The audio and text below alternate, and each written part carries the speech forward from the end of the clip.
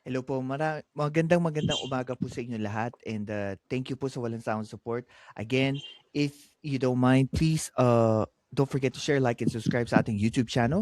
And today po, pag-uusapan po natin yung nakalipas po na day 1 ng impeachment proceeding po dito sa Justice Committee sa Kamara ng um, ng ating Vice President Sara Duterte.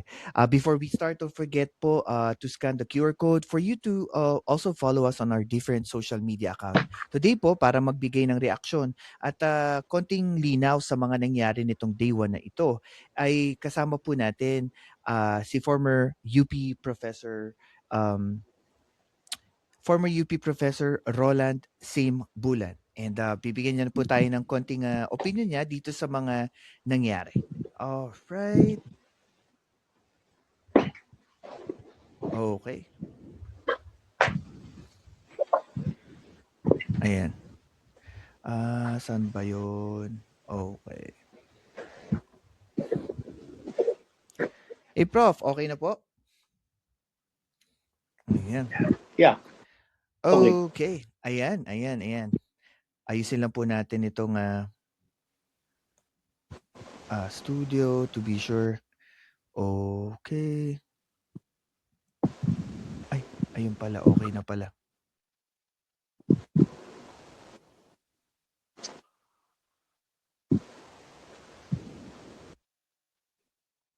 Yes. Malinaw. Yeah. How about ako?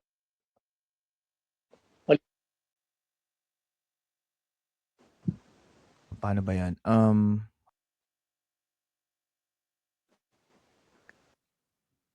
I think maririnig naman siguro ako. Bakit ganon?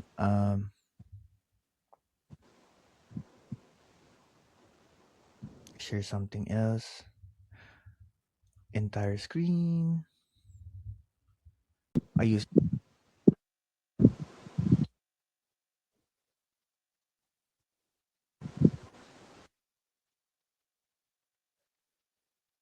Okay. Sige. Sige na.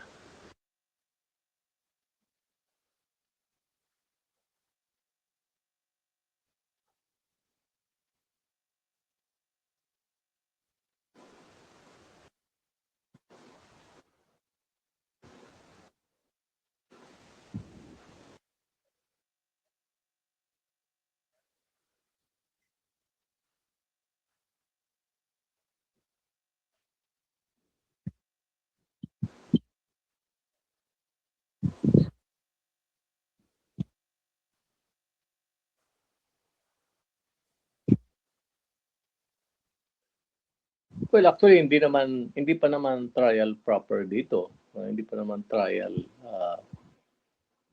doon sa impeachment proceedings. Kasi ang trial talaga sa impeachment sa Senate, no, gagawin. Ano lang ito yung nasa level pa lang ng House of Representatives Committee on Justice, no, na ang chair si Representative Luistro ng Batangas. So ang ano actually hindi naman talaga it's not even a mini trial itong nangyayari sa committee. Parang ano ito, parang preliminary kung ika nga sa court proceedings. It's just like a preliminary investigation kung saan nandyan yung pinipresent dyan yung complaints no laban sa kanya tapos binibigyan ng pagkakataon yung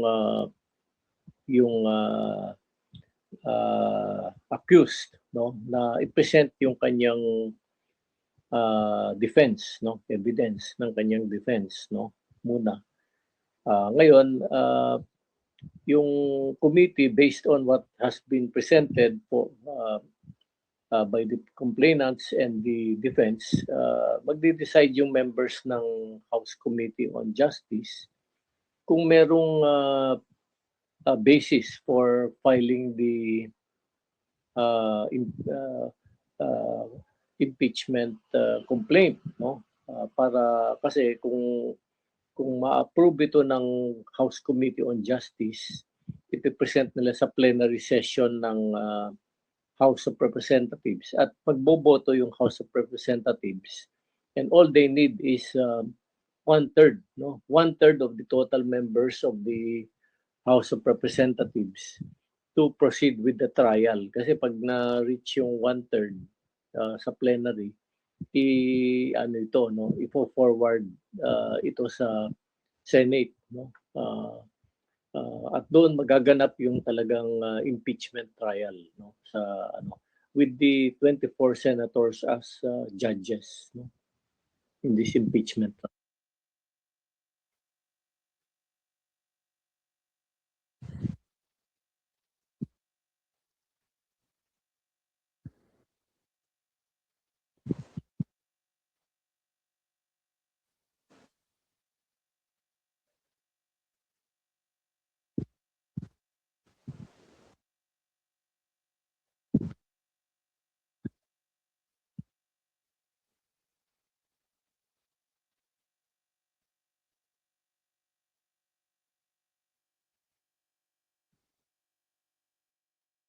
Accountability.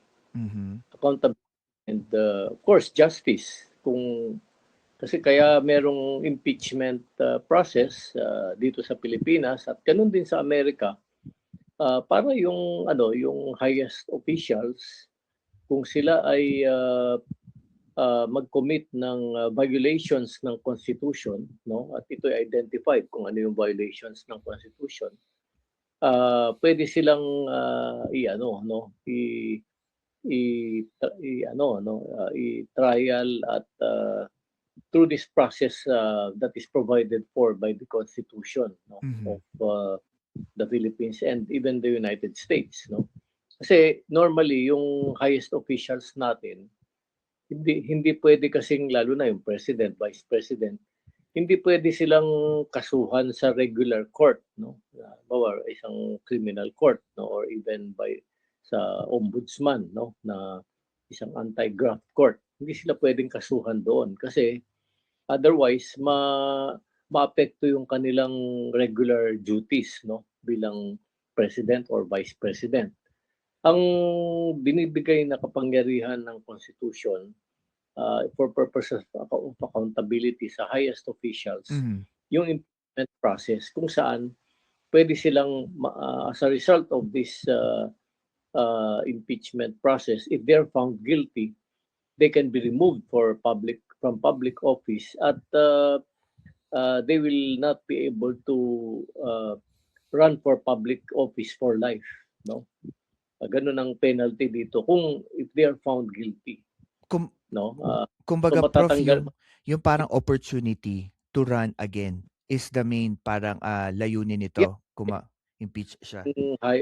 Saka sa mga pinakamataas na opisyal tapos violate mo yung Constitution which you are supposed to defend and uphold, no, and set the example in practicing, matatanggal ka tapos you cannot run for public office anymore, no. So kasama yun sa penalty na binabanggit sa ating saligang batas o Constitution. Prof, one term na ginagamit po doon sa proseso po, yung tinatawag po na probable cause. Para po sa ating mga hindi naman lawyer or walang masyadong alam sa ganitong proceeding, ano pong ibig sabihin ng probable cause? Yung ibig sabihin ng probable cause, actually ginagamit din yung terminong yan sa kapag nag-file ka ng complaint sa regular court, yung tinatawag na, lalo na sa fiscal, di ba? Kasi pag nag-file ka ng complaint against somebody in a court, hindi diretso sa judge yan for trial, no. Dadaan muna sa isang fiscal sa Pilipinas or prosecutor. Tapos kukunin niya yung side, siya yung magre-receive ng complaint, no, criminal complaint. Tapos hihingan niya ng side in terms of an affidavit, counter affidavit, yung accused, no. So isasubmit yan din sa fiscal or prosecutor. Yung fiscal, titignan yung both sides at lalo na yung complaint tsaka yung anong ebidensya man pinipresent ng accused. At titignan kung merong grounds for continuing the case. Kasi pag may grounds, no, may probable cause, yung tinatawag na terminong yun, yung binanggit mo, probable cause, gagawa ng resolution ang fiscal, resolution that he will submit to the court, which will be the one to try to proceed with the trial, no? Yeah. So in a way, parang itong ginagawa ngayon ng House Committee on Justice, para Mhm. siyang fiscal, no? So that's why hindi tama yung term na sasabihing mini trial ito. Hindi. Wala Parang pa. the more accurate term is a preliminary investigation, because out of the preliminary investigation, they will decide if there are enough grounds, no, to proceed with the trial properly. Prof, tama ba Which yung tama po ba yung pagkakaintindi ko na dito sa probable cause tinitignan kung may sapat na ebidensya na siya'y tatayo doon sa paghahain ng complaint? Tama po ba yun? yes, Okay. yes. Kaya nga pag merong probable cause, they will decide, no? They will decide to proceed, Yeah. no? Kaso Prof, Based on oh, ang naging yes. problema po natin, we did not see the Vice President, only the lawyers. Does it have an impact to the proceeding and for the people? Yes, actually binibigyan ng pagkakataon ng proseso yung accused, no, na mag-appear, no, at mag-submit ng evidence niya. Ngayon, kung hindi siya sisipot, parang in a way, parang wine-waive niya yung kanyang right, Mm. no, to answer questions. Of Mhm. course, probably pag pinadala niya yung kanyang lawyers, ibig sabihin, inauthorize niya yung lawyers na yon na siyang mag-present ng ebidensya. Of course, yung lawyers normally hindi naman sila pwedeng sila ang magsasalita, no? They will just submit the counter affidavit and also the evidence that they have for for the defendant, no? So yun. So lahat ng pagkakataon binibigay sa accused if yung pagkakataong yon ay i-waive o hindi gagamitin ng accused, nasa sa kanya na yon. Kasi if you fail to appear, nasa sayo yon. It will weaken your case, no? Definitely. Yun, Kasi Prof, yun lalo nga na kung yung, may I'm sorry lalo to kung cut may you off, Prof. Pero yun nga po yung parang sinasabi ng tao na masyadong OA ang Justice Committee sa sobrang pagbibigay nila ng due process sa VP sa ngayong round na 'to, na para bang lahat na lang ng pagkakataon, even yung pagbibigay po ng pag-aantay ng reply ng VP sa committee para mag-attend siya, talagang inano nila yung proseso. And a lot of critics parang sinasabi nila that parang, masyadong naging beneficial yung trial sa VP kasi hindi hindi naman tulad nung kasi dati. dati kasi ang kakulangan batay dun sa naging resolution ng Korte Suprema, na 'di ba nung Korte Suprema nung first time ginawa ito last year, Hmm. sinabi parang hindi siya binigyan ng due process, 'di ba? Gano'n, no? So, this time talagang ginagawa lahat ng paraan ng House of Representatives Committee on Justice na bigyan siya ng pagkakataon para hindi masabi o walang masabi na hindi siya binigyan ng pagkakataon na mag-reply, no? Para umandar itong proseso. So lahat ng pagkakataon binibigay sa kanya, lahat ng panahon. I think yung panahon na binigay sa kanya parang deadline pag-submit. More Mhm. than enough yun, no? Just enough. At kung hindi pa niya gagamitin ito at we-waive niya yung right niya, nasa sa kanya na yon. Hindi kasalanan nung mga complainants, hindi kasalanan ng House Committee on Justice, pero kasalanan na niya yon. And Prof, would this be a good strategy? for VP Sara na hindi siya umattend pero nandun yung lawyer. Plus, meron pa silang isinubmit na papeles sa Committee on Justice na hindi naman sumasagot doon sa complaint. Para bang ang sinasabi pa nila that the proceeding headed by the Justice Committee is not valid. Ay, hindi. I think it's still up to the House Committee on Justice to decide on that, no? Kasi lahat ng pagkakataon dapat at opportunity gamitin ng accused para i-satisfy yung requirements, no, for the House Committee on Justice para to hear their side, no. Mhm.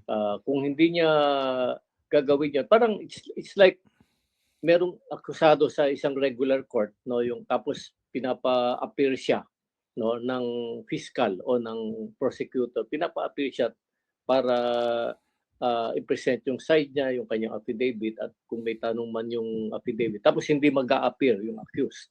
So, kanino kasalanan yon? Kasalanan ba nung complainants? Hindi.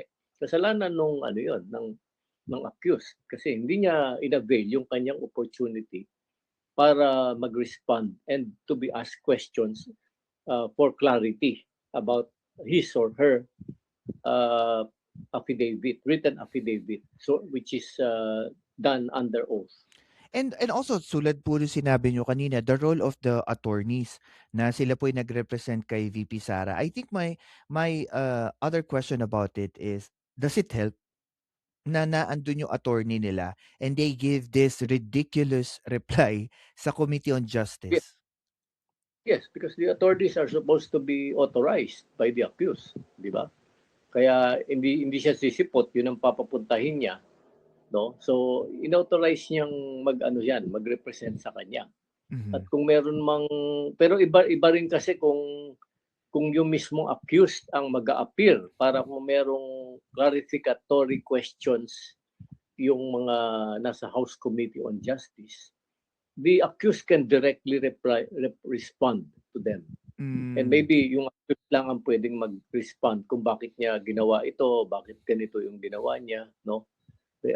So kasi kung minsan yung kadalasan yung mga lawyers are not in a position to answer all the questions, especially if these are questions are meant for the accused, no?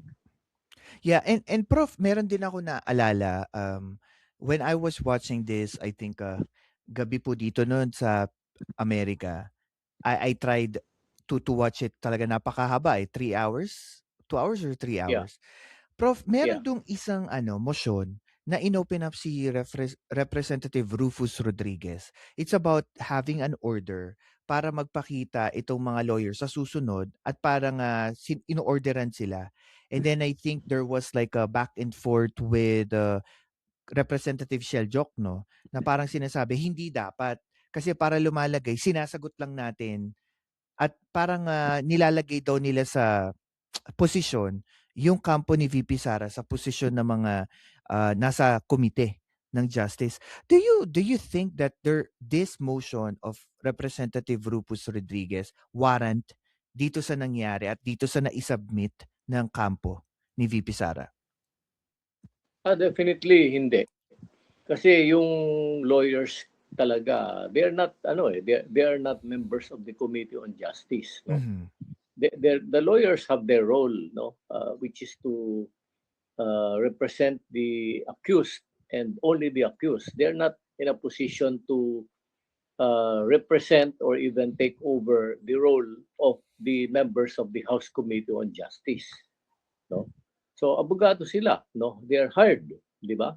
They're hired by the accused, di ba? Binabayaran sila, they're hired to represent them, no? And to do the work that as lawyers they should be doing for the accused. But definitely that does not give them the role or opportunity to play the role of legislators, no, who are members of the House Committee on Justice, or even the role of congressmen who will be part of the initial process of impeachment.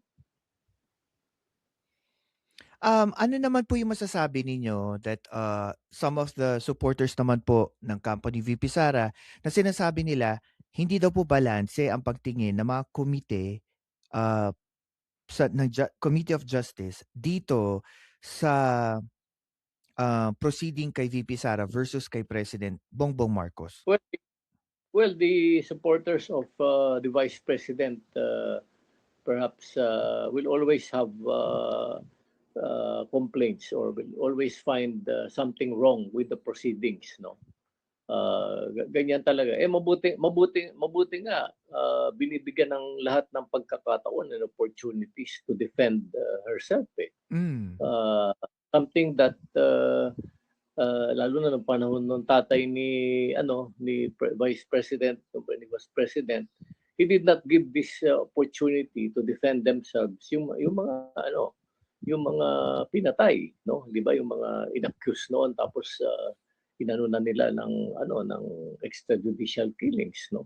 These were opportunities that were not given to these people. Ngayon, bakit nagrereklamo ngayon na ngayon binibigyan na lahat ng opportunity to defend themselves? Ayaw nilang gamitin, umaatras sila at kung ano-anong technicality ang ginagamit para siguro para lumabo yung credibility ng House Committee on Justice, no? But ano talaga ito, as I said, hindi whatever they say na ito dahil sa politika, that's insignificant here, no? Ang importante, binibigyan ng due process, binibigyan ng opportunity to hear their side, they should use it. It's really more a question of accountability, and that's what the whole process of impeachment is all about here in the Philippines and even in the impeachment trial provided for by the American Constitution. Yun nga yun, Prof, eh, hindi ko lang maintindihan. Parang sa proseso ng proceeding kapagka tinitingnan ko yung mga opinion ng mga kahit mga vlogger ng, kampo ni, VP Sara, parang ang lumalabas, they always try to get the people's sympathy. Pero sa totoo lang, Ay, this is legal, eh. Hindi naman ito kahit ba sabihin mong political, this is actually ganun legal, 'di ba? yeah, ganun talaga naman eh. Even in regular trials kinukuha din yung sympathy ng publiko doon sa kanilang side, di ba? Mhm. Para yung media and even public opinion will be in their favor, no? Because that adds to their to their position perhaps, no, as they believe, no, kung they have the support and sympathy of the public, no. That's natural. That's natural kasi ano din eh, pero ang ano kasi yung ganitong process, no matter what the public opinion is, no, dapat kung nagkasala ka, no, you're guilty or you committed something against the people, you have betrayed the public trust, and there's a lot of evidence to support that position, then you should suffer. You should be tried and face the consequences of your actions. No? To Yun ang ano dyan. Yun to ang totoo talaga. po. Kaya meron, And I think, nakakalimutan po natin yung essence talaga ng impeachment trial, which is yun nga, accountability. Prof, yes. nasabi din po yung salita at nasabi niyo rin kanina na yung, betrayal of public trust. In a simple way, how can we explain it to the people? Ano po ang ibig sabihin nun? Well, yung betrayal of public trust is that because you were given that position, elected by the people to hold that important public office, then you should show to the people by your actions and deeds that you are uh, honoring and respecting and following the Constitution, and that you are not uh, destroying their trust, no, as a public official by committing a grave abuse of power. No? Hmm, parang Prof ano 'no, it's another term of like using and abusing your power. Yeah, kasi when the people elected you, they are entrusting in you the power of and the resources of the government.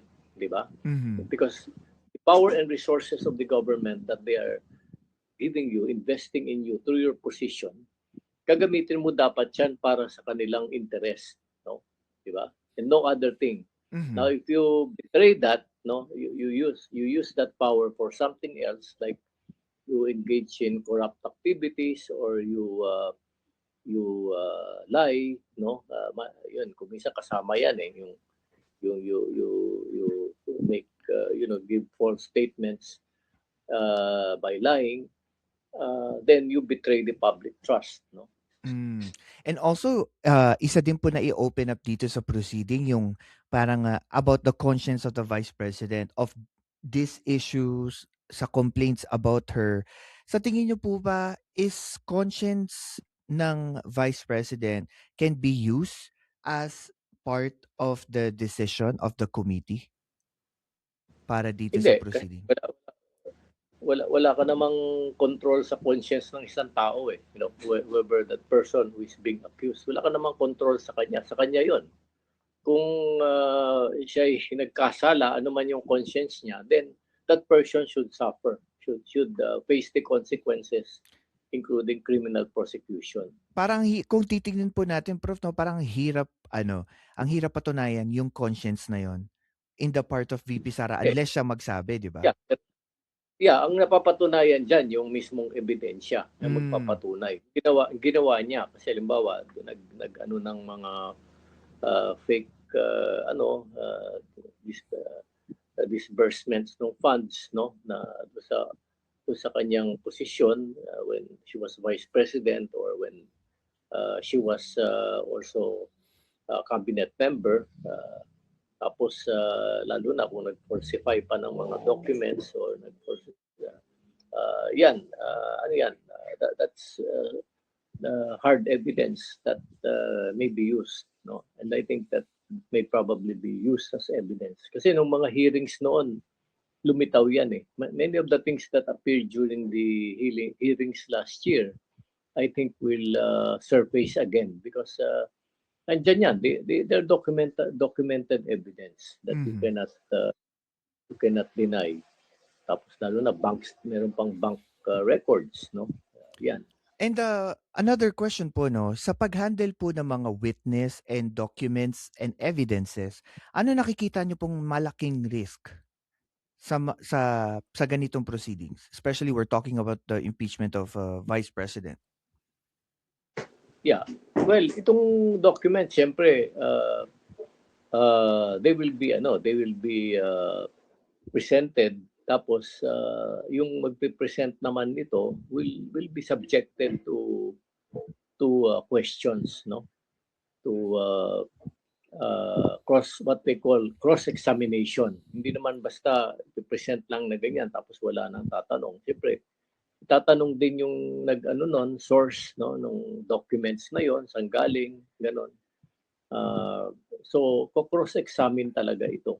So, Hmm. itong mga represent. And ano po ang nakikita niyo naman po na magiging epekto nito pong evidence na paparating na bago po yung kay, Ramil Madriaga? Well, of course, this will add to the already evidence that has been compiled before, no? During the first time na nag-ano itong proceedings na ito. This will be Madriaga evidence, I think, will be presented. Now, I don't know if the Madriaga himself will present something new that has not been presented before. Baka it's possible, baka during the trial, kasi kung minsan, pag may nagko-cross-examine sa kanya, may lilitaw na bagong details that were not presented before during the hearings. Mhm. I think Prof sa akin 'no, habang pinagmamasdan ko 'tong trial, I think there is 2 points na talaga inaantabayanan kung lumabas sa public. First is yung bank account ni VP Sara and second, itong kay Madriaga. I think sabi nga nila sa law, it's yung daming evidence na tinatawag. I think this might probably one of it na talagang makakasira sa sabihin na nating, reputation ng Vice President. Either Yeah, magpakita yan siya or hindi, 'di ba? Yan yung tinatawag nila kung minsan na smoking gun. Yeah, Smoking yun gun. the literary term, but they usually use that term, smoking gun. Pero kayo din, No? Prof, ano ang pinaka ano niyo, inaasahan yung sa tingin niyong malaki yung magiging impact? Anong kind of evidence? Well, I think yung evidence na ano na kasi kung if the evidence will prove that uh, taxpayers' money was really misused, no, Yeah. and it did not go to the right project or program Mhm.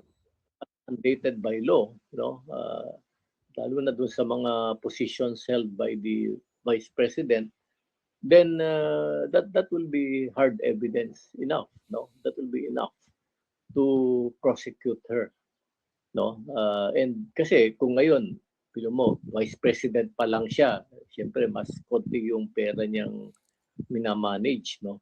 Imagine lalo na nag-announce na siya na tatakbo siyang president. Imagine kung presidente siya, no, pa siya, no. Mas maraming pera ang ima-manage niya because the president has the biggest pork barrel, ika nga, no, that especially contingency funds and emergency funds. Imagine ngayon, vice president pa lang, ganun na. Eh, lalo na kung ma-manage pa niya yung bigger amounts, di ba? Yeah. Several of pesos that she can dispose of and use or misuse.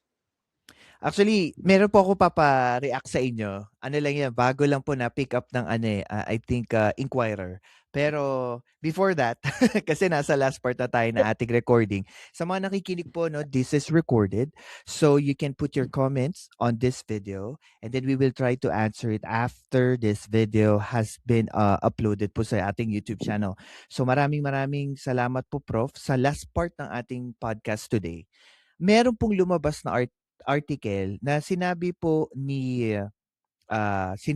ni Senator Robin Padilla na bakit daw ang laki-laki na ng problema ng bansa natin dito sa pagtaas ng presyo ng bilihin at gasolina, meron pa tayong tsansa at pagkakataon na pag-usapan itong impeachment. Wala pa raw, parang sinasabi niya na wala pa siyang nakitang ganoon. Kaya po sumagot si Secretary Llamas na parang sinasabi niya na, kasi meron kasing accountability issue. 'Yun ang Yeah, pinag-uusapan. And kayo po, Prof, ano ang masasabi niyo diyan, and does the senator have even the grounds to say that? I think itong sinasabi ni Senator Padilla, eh parang diversion ito eh. Hmm. No, wala parang kumbaga sa Tagalog, wala sa lugar. Kasi pinag-uusapan dito yung impeachment trial tapos yung mga ginawang kasalanan at complaints for which the vice president is being complained about. So dapat yun ang ano dahil as I said, issue ng accountability. Bawa ninakawan ka, parang you forget about it because there are other problems. Hindi mo papansinin yon, no?